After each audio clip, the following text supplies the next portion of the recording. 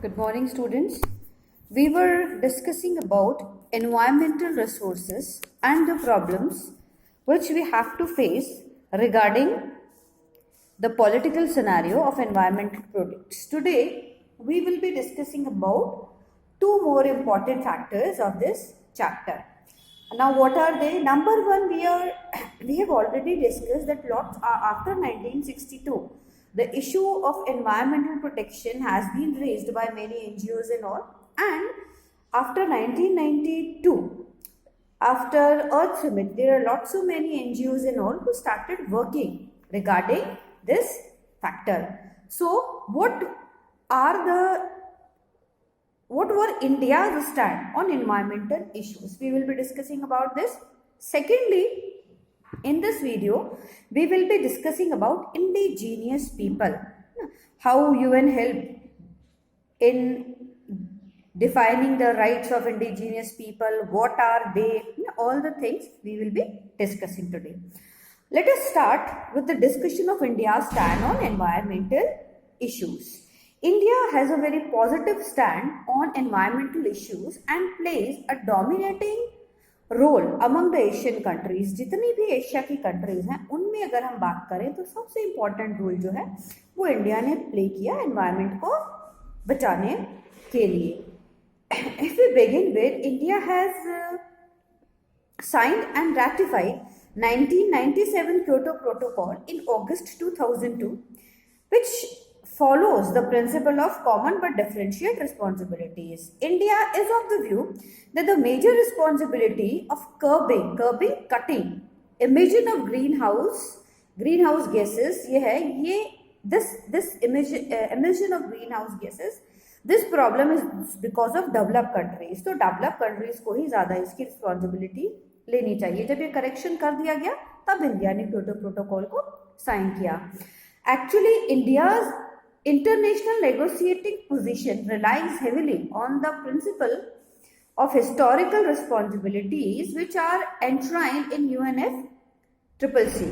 But India is where बहुत अलग अलग views रखता है India against binding commitments on rapidly growing industrialized countries और उनका ग्रीन हाउस इमिशन. इंडिया क्या कहता है?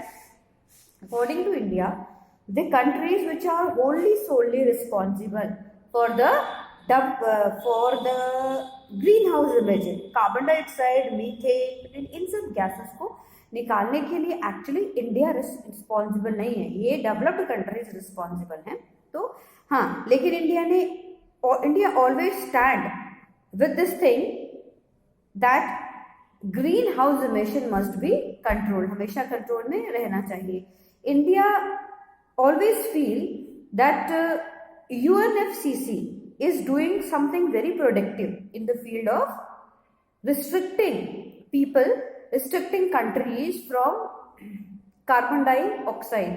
अब UNFCCC ने क्या बताया? UNFCCC बताता है कि 2030 तक जो आधा एवरेज है वर्ल्ड की ग्रीन हाउस इमिशन की, जो आधा चीज है वो रुक जाएगी. So this was they were talking about. Nextly हम बात करें तो apart from India's role on in international level, the Indian government is already participating in global effort through a number of programs. अब हमने कौन कौन से प्रोग्राम्स लिए? बहुत सारे प्रोग्राम्स के थ्रू इंडियन गवर्नमेंट जो है वो इसको एनवायरमेंटल डिग्रेडेशन टॉपिक को अपने उसमें लॉन्च कर रही है. हम देखते हैं नेशनल ऑटो फ्यूल पॉलिसी जो निकल के आई हमारी, वो मैंडेट करती है किसको? क्लीनलीनेस ऑफ फ्यूल व्हीकल्स की बार बार जो है व्हीकल्स की जांच हो, जिसकी वजह से वो जो ज्यादा carbon dioxide and all release कर रहे हैं उसको कंट्रोल में देखा जाए. आप लोग देखते भी होंगे, जब आप जाते होंगे तब आप देखते होंगे कि क्या है, बहुत सारे व्हीकल्स को चेक किया जाता है कि भैया ज्यादा धुआं तो नहीं निकाल रहे हैं, और पॉल्यूशन कंट्रोल क्लब्स बने हुए हैं जगह जगह पर. आपका व्हीकल ज्यादा पोल्यूशन कर रहा है जिसके आप जांच करवा सकते हैं, है ना. तो ये सारी चीजें इसी पॉलिसी के तहत हैं.